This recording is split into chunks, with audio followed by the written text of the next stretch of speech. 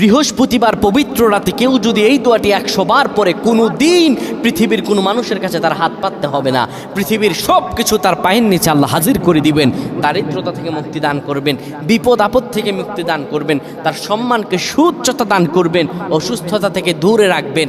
আল্লাহর অশেষ দয়া ও রহম তাকে দান করে দিবেন। সুবহানাল্লাহ। বৃহস্পতিবার রাত এটি গুরুত্বপূর্ণ রাত। এই রাত সপ্তাহে একদিন আসে। আরবিতে রাত আগে আসে, দিন পরে আসে। সুতরাং বৃহস্পতিবারের যে দিন গিয়ে রাত, এটি বৃহস্পতিবার রাত নয়, এটি শুক্রবারের রাত, এটি জুমাবারের রাত, এটি দোয়া কবুলের রাত, আল্লাহর কাছাকাছি হওয়ার রাত। সুবহানাল্লাহ। এই বৃহস্পতিবার রাত আল্লাহ তাআলা বান্দার দোয়া কবুল করেন।